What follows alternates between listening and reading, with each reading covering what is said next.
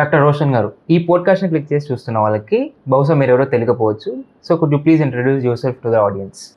Myself, Dr. Roshan, MBBS, MS Ortho, working as a consultant orthopedic surgeon in Sirinoble Hospitals, Kurnool. ఈ podcast మనం discuss చేయబోయే topic ఏంటి Yes. And ఈ topic important అని ఎందుకు అనుకుంటున్నాను? So, today discuss చేయబోయే topic that is osteoporosis. So osteoporosis అంటే చాలామంది జనాలకి తెలియకపోవచ్చు. ఎందుకు తెలియకపోవచ్చు అంటే this is a very silent disease అనమాట. అసలు ఇది ఉందా లేదా అన్న సంగతి కూడా చాలామందికి డాక్టర్ దగ్గరికి రావడం అంటే మోస్ట్ లైక్లీ వాళ్ళు డాక్టర్ దగ్గరికి ఏ కారణంతో వస్తారు, కింద పడితే ఫ్రాక్చర్ అయిన తర్వాత వస్తారు, అప్పుడు తెలుస్తుంది సో ఈ పేషెంట్కి ఆస్టియోపోరోసిస్ ఉంది అని. సో దీన్ని వెరీ సైలెంట్ డిసీజ్ అంటాం అనమాట.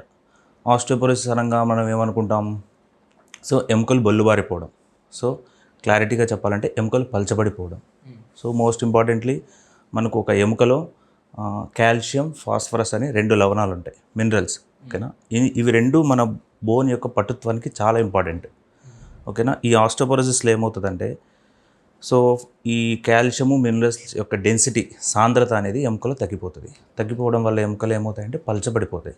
సో పలచబడిపోవడం వల్ల మనకి ఏమవుతుంది, నార్మల్గా మన ఇండ్లలో పెద్దవాళ్ళు మోస్ట్ లైక్లీ సో ఆస్టియోపోరోసిస్ అనగానే దీని ప్రజెంటేషన్ అంతా ఎలా ఉంటుందంటే ఎల్డర్లీ ఏజ్ పీపుల్లో ఉంటుంది, సో ఓల్డ్ ఏజ్ పీపుల్లో ఉంటుంది. ఫర్ ఎగ్జాంపుల్ తీసుకుంటే ఇప్పుడు ఫీమేల్స్లో 50 సంవత్సరాలు దాటిన తర్వాత, అంటే ఆడవారిలో ఎస్పెషలీ, మగవారిలో అయితే ఒక 60 నుంచి 65 సంవత్సరాలు దాటిన తర్వాత ఇది ప్రజెంటేషన్ ఉంటుంది అనమాట. సో మోస్ట్ కామన్గా మనకు ఎలా ప్రజెంట్ అవుతారంటే సో ఒక ఫీమేల్, మన ఇంట్లో మన అవ్వ కానీ నానమ్మ కానీ ఎవరో ఒకరు ఉదయాన్నే లేచి బాత్రూమ్కి వెళ్ళడము ఏదో చేస్తుంటారు అనమాట. అక్కడ చిన్నగా కాలు జారి కింద పడతారు. పడడం వల్ల తుంటిలో ఎముక విరుగుతుంది మోస్ట్ కామన్గా. కానీ ఎముక విరగడంతో హాస్పిటల్కి వస్తారు, చూస్తే మనకు అప్పుడు అర్థమవుతుంది ఆస్టియోపోరోసిస్ వల్ల ఎరిగిందని. సో నార్మల్గా ఎముకల యొక్క స్వభావం ఎలా ఉంటుంది, ఎముక విరగాలంటే చాలా హై ఎనర్జీ డ్రామా జరగాలి. అంటే చాలా గట్టి ఫోర్స్, లైక్ ఒక బైక్లో వెళ్తూ మనం సడన్గా కింద పడ్డము, ఒక కారు బైక్ ఢీకొనడము, ఇట్లా మేజర్ రోడ్ ట్రాఫిక్ యాక్సిడెంట్ అయితేనే మనకి ఎముకలు విరుగుతాయి. కానీ ఈ ఆస్టియోపోరోసిస్లో ఏం జరుగుతుందంటే చాలా చిన్న ట్రివియల్ డ్రామా అనమాట. సో మనం ఎలా అనుకుంటాం, ఫ్రెజైల్ ఫ్రాక్చర్స్ అంటే చిన్న చిన్న గాయాలకి సో ఈజీగా బ్రేక్ అయిపోతుంది అనమాట. సో అది ఆస్టియోపోరోసిస్ అంటాం. వీటి మేజర్ కాజెస్ ఏమైండొచ్చు, అంటే ఎందుకు ఇలా అవడానికి కారణం? So what are the causes అనుకుంటే మనం మోస్ట్లీ రెండు ఇంపార్టెంట్ కాజెస్. ఒకటి సెనైల్ ఆస్టియోపోరోసిస్ అంటాం. సెనైల్ ఆస్టియోపోరోసిస్ అంటే ప్రతి ఒక్కరిలో వస్తుంది. ఫర్ ఎగ్జాంపుల్ ఒక వయసు పైబడిన వాళ్ళల్లో ఎముకలు అనేవి పలచబడిపోతాయి. రెండో మోస్ట్ ఇంపార్టెంట్ కాజ్ ఏంటంటే ఆడవాళ్ళలో ఎస్పెషలీ ఏమవుతుందంటే వాళ్ళకి పోస్ట్ మెనోపాజల్ ఆస్టియోపోరోసిస్ అంటాం. అనగానేమి, సో వాళ్ళకి ఎప్పుడైతే నెలసరి ఆగిపోతుందో సో అప్పటి నుండి ఈస్ట్రోజన్ అనే ఒక హార్మోన్ యొక్క ప్రొటెక్షన్ టు ద బోన్స్ అనేది తగ్గిపోతుంది. సో నార్మల్గా మనకి ఈస్ట్రోజన్ అనేది వాళ్ళలో మెన్సెస్ ఉన్నన్ని రోజులు ఈస్ట్రోజన్ ప్రొడ్యూస్ అవుతూ ఉంటుంది. సో వన్స్ ఎప్పుడైతే ఈస్ట్రోజన్ లెవెల్స్ పడిపోతాయో ఆ ప్రొటెక్షన్ టు ద బోన్ అనేది తగ్గిపోతుంది. తగ్గిపోవడం వల్ల ఏమవుతుందంటే ఆస్టియోపోరోసిస్ వస్తుంది. సో ఇది చిన్నపిల్లలకి వచ్చే ఛాన్సెస్? సో చిన్నపిల్లల్లో రావడం అనేది వెరీ రేర్ అంటిల్ అన్లెస్ ఏదో ఒక ఇల్నెసెస్ ఉండడం కానీ, సో లేకపోతే so some like cystic fibrosis అని కొన్ని లంగ్ డిజార్డర్స్ వల్లనో వేరే వేరే కారణాల వల్ల ఎక్కువ స్టెరాయిడ్ అబ్యూస్ చేయడం కానీ, లేదా క్రానిక్గా బెడ్ రిడన్ పేషెంట్స్లో ఉన్న వాళ్ళలో వస్తుంది. But it is very rare in young. So వీటి సిమ్టమ్స్ ఏంటి, ఎర్లీ స్టేజ్లో వీటిని మనం ఎలా ఐడెంటిఫై చేయొచ్చు? ఓకే, సో మనకు మోస్ట్ కామన్గా సో మనకు ఓపీడీకి వచ్చే పెద్దవాళ్ళలో నడుము నొప్పితో వస్తారు. ఓకేనా, నడుము నొప్పితో వస్తున్నప్పుడు మనం ఏం చేస్తాం, యూజువల్గా ఒక ఎక్స్రే తీస్తాం. నడుముకి ఒక ఎక్స్రే తీసినప్పుడు మనకు అర్థమవుతుంది అనమాట. సో దెర్ ఈజ్ సమ్ ఎముకల అరుగుదల మార్పు ఉన్నదని అర్థమవుతుంది. కానీ ఇది మనకు డయాగ్నోసిస్ అవ్వాలంటే ఫ్రాక్చర్ అయ్యి వస్తారు మన దగ్గరికి. ఫ్రాక్చర్ అయ్యి వచ్చినప్పుడు మనకు అర్థమవుతుంది. సో ఫ్రాక్చర్ విరిగిన విధానం, సో ఎంత ఫోర్స్ జరిగితే మనకు ఎముక విరిగింది అనేది తెలుస్తుంది మనకి. అది ఒకటి. ప్లస్ విరిగే చోటు, సో మోస్ట్ కామన్గా ఈ ఆస్టియోపోరోసిస్లో మనకు 3 చోట్ల విరుగుతుంది మోస్ట్ కామన్గా. ఒకటి వర్టెబ్రల్ కంప్రెషన్ ఫ్రాక్చర్స్ అంటాం, అంటే వెన్నులో ఉన్న వర్టెబ్రా అనేవి సో కుదించుకుపోతాయి. సో దానంతకదే కుదించుకుపోతాయి. రెండోది ఏంటంటే సో ఈ వయసు పైబడిన వాళ్ళల్లో మనం చూస్తుంటాం, మన నాన్నమ్మలు కానీ ఎవరినన్నా, సో ఆటోమేటిక్గా వాళ్ళు ఫార్వర్డ్ బెండింగ్ అయిపోతారు అనమాట. సో తెలుగులో చెప్పుకోవాలంటే గూని వస్తుంది వాళ్ళకి. సో దాని అర్థం ఏంటంటే వెన్నెముకలో ఉన్న ఎముకలు కుదించకపోవడం వల్ల ఆ అలైన్మెంట్ అంతా మిస్ మ్యాచ్ అయ్యి సో వాళ్ళకి గూని రావడం అనేది జరుగుతుంది. రెండోది ఏంటంటే తుంటి ఎముక, అంటే ఫెమరల్ నెక్ కానీ ఆ ఏరియాలో ఉన్న ఫ్రాక్చర్స్ అవ్వడం, ఇంటర్ట్రకల్ దగ్గర ఫీమరల్ తుంటి ఎముక, తొడ తొడ. తుంటి ఎముక దగ్గర ఇరుగుతుంది అనమాట. సో ఇంకా మోస్ట్ కామన్గా ఏంటంటే మనం ఎప్పుడైనా కింద పడంగానే ఫస్ట్ ఏం చేస్తాం, చేయి పెడతాం. ఓకేనా, ఎవరైనా సహజ స్వభావం అది. చేయి పెరిగినప్పుడు ఏమవుతుంది, చేయి ఇలా కింద భూమికి ఇలా ఆనిస్తాం. ఆనించినప్పుడు ఏమవుతుంది, ఈ మణికట్టు దగ్గర పెరిగే అవకాశం ఎక్కువ ఉంటుంది. ఓకేనా, ఈ 3 రకాల ఫ్రాక్చర్స్ మోస్ట్ కామన్. ప్రజెంటేషన్ కూడా ఇలాగే ఉంటుంది మన దగ్గర. అంటే మనకి ఏమైనా దెబ్బ తగిలితే తప్ప మన బోన్లో ఇలా ప్రాబ్లం ఉందనేసి ముందుగానే కనిపెట్టచ్చు. సో ఫర్ ఎగ్జాంపుల్ ఎలాగంటే, so there is one criteria. ఓకేనా, ఫర్ ఎగ్జాంపుల్ ఒక ఇన్వెస్టిగేషన్ ఉంటుంది మనకి, ఒక పరీక్ష డెక్సా స్కాన్ అంటాం. ఓకేనా, dual energy X-ray absorption. So దీనికి ఒక క్రైటీరియా ఉంటుంది అనమాట. ఆడవాళ్ళలో అయితే 50 సంవత్సరాలు పైబడిన వాళ్ళు, మగవాళ్ళలో 60 సంవత్సరాలు పైబడిన వాళ్ళకి ఈ పరీక్ష చేస్తాం. ఈ పరీక్ష చేస్తే మనకు ఎముకల్లో ఆస్టియోపోరోసిస్ ఉందా లేదా అని తెలుస్తుంది. సో ఆ పరీక్ష చేసిన వెంటనే మనకు 3 గ్రేడింగ్స్ ఉంటాయి. సో నార్మల్ అని, ఆస్టియోపీనియా అని, ఆస్టియోపోరోసిస్ అని. సో మనం దీన్ని ఆస్టియోపీనియా స్టేజ్లో ఐడెంటిఫై చేయగలిగామంటే, సో కొన్ని మెడికల్ మేనేజ్మెంట్ వల్ల, సో ట్యాబ్లెట్స్ వల్ల, plus regular exercise, diet modification, life style changes వల్ల ఆస్టియోపోరోసిస్ అనే స్టేజ్కు పోకుండా మనం కాపాడుకోవచ్చు. So obesity, BP and diabetes ఉన్న వాళ్ళపైన ఈ ఆస్టియోపోరోసిస్ అనేది ఎలా ఎఫెక్ట్ చూపిస్తుంది? సో నార్మల్గా మనకి ఎప్పుడైతే బాడీలో ఫిజియలాజికల్ యాక్టివిటీ లేకుండా ఉంటుంది, లైక్ బాడీ మాస్ ఇండెక్స్ అనేది ఒబీస్ అవుతామో, therein itself will tell us. ఓకేనా, మన ఎముకలు పటుత్వం కోల్పోతున్నాయంటే దానికి కారణం ఏంటంటే బికాస్ ఆఫ్ ఈ మన బాడీకి ఎక్సర్సైజ్ లేకపోవడం. సో ఎలాంటి ఎక్సర్సైజ్ అంటే సింపుల్ ఎక్సర్సైజెస్, వాకింగ్ చేయడము, సైక్లింగ్ చేయడము, స్విమ్మింగ్ చేయడము, యోగా చేయడము. ఇలా చేసినప్పుడు ఏమవుతుందంటే సమ్ అమౌంట్ ఆఫ్ ఫోర్స్ మనం మజిల్కి ఇస్తాం. సో మజిల్ నుండి బోన్ ట్రాన్స్ఫర్ అయ్యేసి సో ఎముకలు పటుత్వం తయారవడానికి యూజ్ అవుతుంది. సో ఇలా లేనప్పుడు మీరే చెప్తున్నారు ఒబెసిటీ అని. సో వాళ్ళలో ఆబ్వియస్గా ఎముకలు ఇరిగే ఛాన్స్ ఎక్కువ ఉంటుంది, ప్లస్ రికవరీ ఛాన్స్ కూడా చాలా తక్కువ ఉంటుంది. ప్లస్ ఈ ఆస్టియోపోరోసిస్ అలాంగ్ విత్ మీరు అన్నట్టు డయాబెటీస్, హైపర్ టెన్షన్ 2 కలిసి ఉన్నాయంటే సో ఫ్రాక్చర్స్ అయినప్పుడు కొంచెం ఇబ్బంది అవుతుంది వాటిని ట్రీట్ చేయడం. లైక్ అన్కంట్రోల్డ్ షుగర్స్ ఉన్నప్పుడు సో మనకు ఆటోమేటిక్గా బాడీలో డయాబెటీస్ ఉన్న వాళ్ళలో వ్యాధి నిరోధక శక్తి తక్కువ ఉంటుంది. ప్లస్ ఇన్ఫెక్షన్స్ అయ్యే ఛాన్సెస్ ఉంటాయి వాళ్ళకి ఇన్ కేస్ మనం సర్జరీ చేసామంటే. So there is a risk, obvious risk ఉంటుంది. సో యంగ్గా ఉన్న వాళ్ళకి డిసీజ్ రాదనుకుంటుంటారు. సో మీరేమంటారు? రాదు అనుకుంటున్నారా అంటే, so it is very rare. ఓకేనా, యూజువల్గా ఆస్టియోపోరోసిస్ ఇన్ యంగ్ అనేది very rare. But there are some chances, there very very rare chances. Like that మనం ప్రీవియస్గా అనుకున్నట్టు క్రానిక్ ఇల్నెసెస్ అనమాట. ఫర్ ఎగ్జాంపుల్ మన ఇండియాలో మోస్ట్ కామన్ డిసీజెస్ కొన్ని ఉంటాయి. Tuberculosis patients, they are very ill patients ఉంటారనమాట. అంటే మాల్ న్యూట్రిషన్ ఉంటుంది, సరైన పోషకాలు తీసుకోకపోవడం వల్ల, సరైన మోతాదులో కాల్షియము, వైటమిన్ డి లేకపోవడం వల్ల, ప్లస్ ప్రోటీన్ ఫుడ్ లేకపోవడం వల్ల ఆటోమేటిక్గా అన్ని అవయవాలతో పాటు ఎముకలు కూడా పలచబడిపోయేసి వచ్చే అవకాశం అయితే ఉంటుంది. But it is very rare. There are some conditions like steroid abuse అంటాం అనమాట. ఫర్ ఎగ్జాంపుల్ యూజువల్గా నార్మల్గా మన విలేజ్ బ్యాక్గ్రౌండ్ పీపుల్ అంతా సమ్ క్వాక్స్ దగ్గరికి వెళ్తారనమాట, నొప్పులు వచ్చాయనో లేకపోతే ఎలాగో. సో వాళ్ళు ఏం చేస్తారు, usually they prescribe 1 steroid. So patients యూజువల్గా దానికి అలవాటు పడిపోతారు అనమాట. అలవాటు పడి over a period of time steroids ఎక్కువగా అబ్యూస్ చేయడం వల్ల, అంటే వాడడం వల్ల, ఎందుకంటే ఇమీడియట్ రిలీఫ్ ఉంటుంది స్టెరాయిడ్ వల్ల. మార్నింగ్ వేసుకుంటే వెంటనే తగ్గిపోతుంది ట్యాబ్లెట్స్. సో దానివల్ల ఏమవుతుందంటే స్టెరాయిడ్ ఇండ్యూస్డ్ ఆస్టియోపోరోసిస్ వచ్చే అవకాశం ఉంటుంది.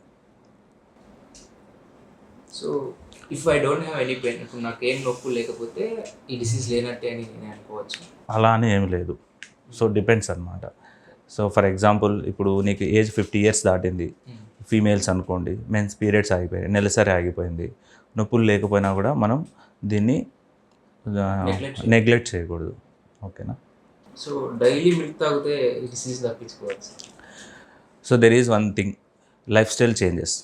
ఓకేనా, ఎలాగా, సో మనకు డైటరీ కాల్షియం అనేది చాలా ఇంపార్టెంట్. సో డైటరీ కాల్షియం అనే కాదు, రికమెండెడ్ డైటరీ కాల్షియం. సో మనకు పర్ డేకి మన బాడీకి కాల్షియం 100 మిల్లీగ్రాములు కావాలి, అంటే యూజువల్గా 1 గ్రామ్ కావాలి. సో కాల్షియం అనేది ఎముకలకే కాదు, సో మనం పెరిగే కొద్దీ మనం తీసుకునే పోషకాలు లవణాలతో మన ఎముకలు స్ట్రాంగ్ అవుతాయి అప్ టు 25 years వరకు. సో దాని తర్వాత ఎముకలో ఉన్న కాల్షియం బ్లడ్లోకి వెళ్ళకుండా ఉండాలి. సో ఎందుకంటే కాల్షియం ఎముకలకు ఒకదానికే కాదు. సో కాల్షియం అనేది మన గుండె కొట్టుకోవడానికి, ప్లస్ బ్రెయిన్ పనిచేయడానికి, బాడీలో ఉన్న ప్రతి అవయవం పనిచేయడానికి, కండరం పనిచేయడానికి కాల్షియం అవసరం అనమాట. సో మనం ఎప్పుడైతే నోటి ద్వారా డైటరీ ద్వారా తీసుకోకుండా ఉంటాము ఆహారం ద్వారా. సో అప్పుడు ఏం చేస్తుంది మన బాడీ, ఆటోమేటిక్గా బోన్లో ఉన్న కాల్షియం బయటికి తీస్తుంది. తీసుకున్నప్పుడు ఏమవుతుంది, ఎముకలు పట్ల పడిపోతాయి. ఈ డిసీజ్ ఉన్న పర్సన్ జిమ్ అవాయిడ్ చేయాలంటారా? జిమ్ అవాయిడ్ చేయాలంటే సో హెవీ వెయిట్ లిఫ్టింగ్స్ చేయకూడదు, normal just weight bearing exercise చేయొచ్చు. For example walking, cycling enough. Back pain అంటే ఆస్టియోపోరోసిస్ అయి ఉండొచ్చు అనేసి ఛాన్సెస్ ఉన్నాయి. అంటే ఎవరిలో బ్యాక్ పెయిన్, ఏ ఏజ్ రిలేటెడ్? 50 years. యా డెఫినెట్గా ఆస్టియోపోరోసిస్ అని చెప్పలేము. ఆస్టియోపోరోసిస్ మోస్ట్ లైక్లీ 50 years దాటాయంటే బ్యాక్ పెయిన్ ఉంటే you should have to go for a screening, that is DEXA. So 50 ఏళ్ళు పైబడిన ఆడవాళ్ళకి నడుము నొప్పితో వస్తున్నారంటే డెక్సా స్కాన్ స్క్రీనింగ్ చేయించుకోవడం వల్ల మనం ఆస్టియోపోరోసిస్ని అతి త్వరలోనే గుర్తించవచ్చు. సో ఈ ఆస్టియోపోరోసిస్ అనేది రివర్సిబుల్ లేదంటే ఇది పీక్ స్టేజ్లో? సో రివర్సబుల్ అంటే it is not a reversible, okay. But it is curable. అంటే ఎలా అంటే, సో ఇప్పుడు నాకు డిసీజ్ వచ్చింది, ఓకేనా, మళ్ళీ నా ఎముక నార్మల్ స్టేజ్కి వెళ్తుందా అంటే వెళ్ళదు. అక్కడ నుండి ఇంకా ఎక్కువ పలచబడకుండా కాపాడుకోవచ్చు, అంతవరకు. సో ప్రివెన్షన్ చేయొచ్చు, ప్లస్ రాకుండా దీన్ని ప్రివెంట్ చేయొచ్చు, నివారించవచ్చు. సో ఈ డిసీజ్ వస్తే ఎంతకాలం వరకు మనం ట్రీట్మెంట్ తీసుకుంటూ ఉండాలి, లేదంటే ఏమైనా ఒక పాయింట్ ఆఫ్ టైంలో స్టాప్ చేసేయచ్చు? ఫర్ ఎగ్జాంపుల్ ఒక 55 yearsకో 60 yearsకో మనకు డయాగ్నోజ్ అయింది అనుకుందాం, ఓకేనా. సో మనకు 2 రకాల ట్రీట్మెంట్స్ ఉంటాయి. ఒకటి medical management, 2 life style changes. So life style changes అని వదిలిపెట్టడానికి లేదు, సో చేస్తూనే ఉండాలి. సో లైఫ్ స్టైల్ చేంజెస్ అంటే మనకు మోస్ట్ ఇంపార్టెంట్ ఒకటి రెగ్యులర్ ఎక్సర్సైజ్, డైట్, మంచి పౌష్టికాహారం తీసుకోవడము. రెండోది ఆల్కహాల్, స్మోకింగ్ క్విట్ చేయడము, ఓకేనా. మూడోది మోస్ట్ ఇంపార్టెంట్ మెడికల్ మేనేజ్మెంట్. అంటే మనకు డయాగ్నోజ్ అయిన తర్వాత మనకు ఆస్టియోపోరోసిస్ ఉంది అంటే ఎందువల్ల ఉంది, వెదర్ ఇది ఈజ్ ఏ సెనైల్ ఆస్టియోపోరోసిస్ అంటే ఏజ్ వల్ల వచ్చిందా, లేకపోతే పోస్ట్ మెనోపాజల్ అనమాట. సో దానివల్ల వచ్చిందా గుర్తించుకొని మనం డ్రగ్స్ వాడుతూ ఉండాలి. సో ఆ డ్రగ్స్ ఎన్ని రోజులు వాడాలనేది సో మీరు once condition depends upon the condition. So latest treatments ఏమైనా ఉన్నాయా దీనికి, ఈ osteoporosis disease? So osteoporosis is treatment కన్నా నన్ను అడిగితే ప్రివెన్షన్ ఈజ్ మోర్ ఇంపార్టెంట్, ఓకేనా. దీన్ని ప్రివెంట్ చేయడం చాలా ఇంపార్టెంట్. సో ఎలా ప్రివెంట్ చేయొచ్చు, ఓకేనా. So for example I will tell some nutrition methods, ఓకేనా. సో డైలీ మనము ఒక 4 కప్పులు మిల్క్ తీసుకోవాలి. సో 4 కప్పులు మిల్క్ తీసుకుంటే 1 gram ఆఫ్ కాల్షియం వస్తుంది. కానీ మళ్ళీ ఎవరు తీసుకుంటారు 4 కప్పులు పాలు? ఎవరు తాగరు. సో అప్పుడు ఎలాగా? సో కాల్షియం అనేది మనకు చాలా డిఫరెంట్ ఫుడ్ ఐటమ్స్లో దొరుకుతుంది. ఫర్ ఎగ్జాంపుల్ పాలు, రెండోది ఆకుకూరలు, ఓకేనా, పాలకూర అనుకోవచ్చు. 2 పప్పులు లైక్ ఇంకా వేరుశెనక్కాయలు. సో రాగులు మోస్ట్ ఇంపార్టెంట్, రాగి జావా, ఓకేనా. మన ఈ రాయలసీమ ఏరియాలో యూజువల్గా ఎవ్రీవన్ విల్ కన్జ్యూమ్ ఇట్, కానీ మర్చిపోయారు అందరూ, ఓకేనా. మనం అవ్వ వాళ్ళు తాగేటోళ్ళు కానీ ప్రస్తుతానికి అయితే ఎవరు తీసుకోవట్లేదు అనమాట. It is enriched with calcium and other minerals like iron. So plus ఇంకోటి ఏంటంటే ఫ్రూట్స్, సీజనల్ ఫ్రూట్స్ ఏవైనా తీసుకోవచ్చు, ఓకేనా. ఇంకా ఈజీగా అవైలబుల్ వచ్చేసి జామకాయ, ఓకేనా. జామకాయ is enriched with minerals especially calcium, ఓకేనా. సో ఇది ఒకటి. Plus most important vitamin D. So ఈ వైటమిన్ డి అనే దాని గురించి మాట్లాడుకోవాలంటే సో ఏంది, ఎలా వస్తుంది, సన్కి ఎంతసేపు ఎక్స్పోజ్ అవ్వాలి, ఏ టైంలో ఎక్స్పోజ్ అవ్వాలి అంటే సో మనకు చిన్నప్పటి నుండి స్కూల్లో చెప్తారనమాట. సో మార్నింగ్ ఈవినింగ్ మనకు 8 to 9 ఈవినింగ్ పీటీ పీరియడ్లో సో 3 to 4 సన్కి ఎక్స్పోజ్ అయితే విటమిన్ డి వస్తుందని చెప్తారనమాట. బట్ సమ్ రీసెర్చ్ అనాలిసిస్ లేదా పేపర్స్ వల్ల ఏం చెప్తున్నారంటే వాళ్ళు, సో ఒక మనిషి అట్లీస్ట్ 45 minutes సన్కి ఎక్స్పోజ్ అవ్వాలి. ఏ టైంలో ఎక్స్పోజ్ అవ్వాలి? సో వాళ్ళు చెప్పే అనాలిసిస్ ప్రకారం ఉదయం 11 గంటల నుండి మధ్యాహ్నం 3 గంటల వరకు. ఎర్లీ మార్నింగ్లో so there is a risk. So మనకు ఈ అల్ట్రావైలెట్ రేడియేషన్స్ వల్ల మనకు స్కిన్ క్యాన్సర్స్ వచ్చే అవకాశం ఉంటుంది, ఎందుకంటే వీఆర్ డైలీ ఎక్స్పోజ్ అవ్వాల్సి వస్తుంది కాబట్టి. సో మనకు ఆ టైం అవాయిడ్ చేయమని చెప్తున్నారు. సో 11 o'clock to ఆఫ్టర్నూన్ 3:30 ఈ పీరియడ్లో 45 minutes ఎక్స్పోజ్ అవ్వాలి. సో ఎంత బాడీ పర్సంటేజ్ ఎక్స్పోజ్ అవ్వాలి, ఓకేనా. నేను ఫుల్గా బాడీకి సన్ స్క్రీన్ రాసేసుకుంటాను ఎక్స్పోజ్ అవుతానంటే కుదరదు. సో డైరెక్ట్గా స్కిన్కి at least 25 to 30% of our body surface area should be exposed. 20 to 25% of body surface area అంటే ఎంత వస్తుంది, మన 2 చేతులు అప్పర్ బాడీ అంతా ఎక్స్పోజ్ అవ్వాలి, ఓకేనా. సో ఇప్పుడు చెప్పండి ఎవరు ఎక్స్పోజ్ అవుతారు? ఎవరు ఎక్స్పోజ్ అవ్వరు, మనం ఎక్స్పోజ్ అవ్వం. ఈవెన్ డైలీ లేబర్స్ కూడా ఆ పీక్ టైంలో ఇండోర్స్లో వర్క్ చేస్తారు వాళ్ళు, బయట వర్క్ చేయరు. ఒకవేళ చేసినా ఏదో కవరింగ్ చేసుకుంటారు, తలకు గుడ్డ కట్టుకోవడము ఏదో ఒకటి వేసుకొని ఎక్స్పోజ్ అవుతారు. Even we are living very near to equator, still ఇండియాలో 90% ఆఫ్ ద పీపుల్కి వైటమిన్ డి డెఫిషియన్సీ ఉంది. సో వైటమిన్ డి డెఫిషియన్సీ ఉండడం వల్ల ఏమవుతుందంటే నువ్వు డైటరీలో ఎంత కాల్షియం తీసుకున్నా అది అబ్జర్వ్ అవ్వదు. సో ఈవెన్చువలీ వైటమిన్ డి ఉంటే తప్ప కాల్షియం అబ్జర్వ్ అవ్వదు. Yes sure. So vitamin D మనము 95% of the vitamin D in our body, మన బాడీలో 90% 90 to 95% వైటమిన్ డి సన్కి ఎక్స్పోజ్ అయితేనే ప్రొడ్యూస్ అవుతుంది. సో ప్రొడ్యూస్ అయినది మన వైటమిన్ డి ఏం చేస్తుందంటే మనం డైటరీ నుండి తీసుకుంటే అంటే ఆహారం నుండి తీసుకునే కాల్షియంని పొట్టలో నుండి బ్లడ్లోకి అబ్జర్వ్ చేసుకుంటుంది. సో దాని మెయిన్ ఫంక్షన్ వైటమిన్ డి తీసుకొని ఎముకల్లోండి కాల్షియం బయటికి రాకుండా ఎముకల్లోకి డిపాజిట్ చేస్తుంది కాల్షియం. సో అప్పుడు ఏమవుతాయి, ఎముకలు స్ట్రాంగ్ అవుతాయి. ఓకేనా, that is the importance of vitamin D. ఓకేనా, నేను ఎక్స్పోజ్ అవ్వట్లేదు సన్కి, మీరు ఎక్స్పోజ్ అవ్వట్లేదు. సో ఎప్పుడు తీసుకోవాలి వైటమిన్ డి? ఈ వైటమిన్ డిస్ని టాబ్లెట్స్గా ఉంటాయి కదా కొన్ని. అవును, క్యాప్సూల్స్ ఉంటాయి, సిరప్ ఉంటుంది. ఓకేనా, లిక్విడ్ డిఫరెన్స్ ఉంటుంది న్యాచురల్గా వచ్చేదానికి బోత్ రెండు సేమ్గానే ఉంటాయి, ఏమైనా డిఫరెన్స్ చూపిస్తారు? డిఫరెన్స్ అంటే అలా చెప్పలేము ఇప్పుడు. సో నీ బాడీలో 25D 1,2,5 డైహైడ్రాక్సీ కొలికెల్సిఫరాల్ సో ఫార్ములా అనమాట. ఇది ఎలా ప్రిపేర్ అవుతుంది, దీనివల్ల ఏంది? So at the end of the day it should be in to the blood. ఎలా? ఒకటి సన్కి ఎక్స్పోజ్ అవ్వట్లేదు, రెండు ఏం తీసుకోవాలి, నువ్వు ఓరల్గా తీసుకోవాలి. ఇట్స్ యువర్ కంఫర్ట్, ట్యాబ్లెట్గా తీసుకుంటావా సిరప్గా తీసుకుంటావా, యువర్ కంఫర్ట్. ఓకేనా, సో అది బాడీలోకి అబ్జర్వ్ అయిన తర్వాత ఏం చేయాలి అనేది మనం డిస్కస్ చేసాం. రెండో పాయింట్ ఏంటంటే సో ఎంత తీసుకోవాలి విటమిన్ డి, అందరూ తీసుకోవాలనా లేదా, ఎవరు తీసుకోవాలి, ఎన్ని రోజులు తీసుకోవాలి అనేది మోస్ట్ ఇంపార్టెంట్. సో మనకు per day 400 to 600 international units of vitamin D is required. అంటే 400 నుండి 600 ఇంటర్నేషనల్ యూనిట్స్ యొక్క వైటమిన్ డి మనకు శరీరానికి అవసరం. ఓకేనా, సో మనం ఏం చేస్తాం, వైటమిన్ డి అనాలిసిస్ చేస్తాం అన్నమాట. సో మనకు క్రైటీరియా వస్తుంది, వెదర్ ద సఫిషియెంట్ ఉన్నాడా, ఇన్సఫిషియన్సీ ఉన్నాడా, డెఫిషియెంట్లో ఉన్నాడా అని. దాన్ని బట్టి మనం సప్లిమెంట్స్ తీసుకుంటాం. యూజువల్గా సప్లిమెంట్స్ అనేవి 8 to 12 weeks తీసుకుంటాం. సో మనం రెగ్యులర్గా ప్రతి ఒక్కరూ తీసుకునేది ఏంటంటే 60,000 ఇంటర్నేషనల్ యూనిట్స్ ఒక వారానికి ఒకసారి తీసుకుంటాం. అలాగా 8 నుంచి 12 వారాలు తీసుకుంటాం. దాని తర్వాత మెయింటెనెన్స్ థెరపీ తీసుకోవాల్సి వస్తుంది. అంటే రెగ్యులర్గా ఒక టాబ్లెట్ ఎంత 400 to 600 ఇంటర్నేషనల్ యూనిట్స్ తీసుకోవాల్సి వస్తుంది. సో ఇప్పుడు ఈ విటమిన్ డి ఎక్కువైపోయి మన బాడీలో కాల్షియం తక్కువైపోతే అప్పుడేమైనా రియాక్షన్స్? అట్లేం ఉండదు. హైపర్ విటమినోసిస్ అనే ఒక కండిషన్ ఉంటుంది. ఓకేనా, అది వెరీ రేర్.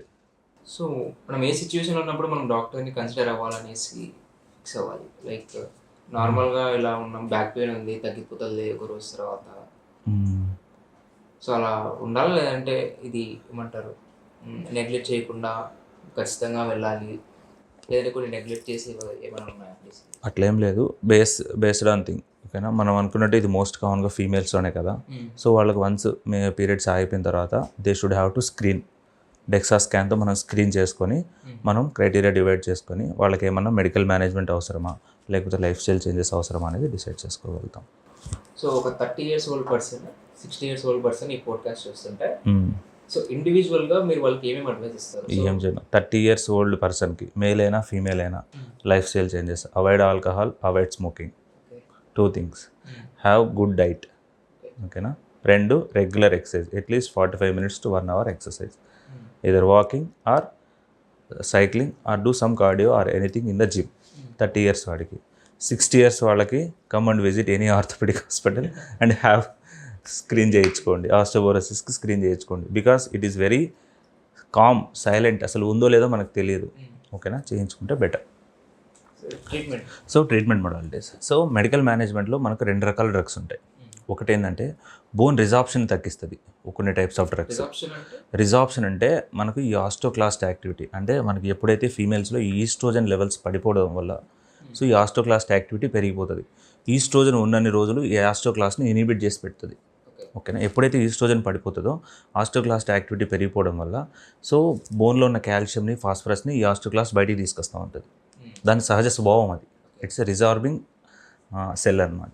సో ఇప్పుడు ఏమవుతుంది, ఈ ఆస్టోక్లాస్ట్ యాక్టివిటీ పెరిగిపోవడం వల్ల బోన్ రిజార్ప్షన్ జరుగుతూ కాల్షియము ఫాస్ఫరస్ బోన్లో బయటికి రావడం వల్ల ఎముకలు బొల్లిపారిపోతాయి, అంటే పలచబడిపోతాయి.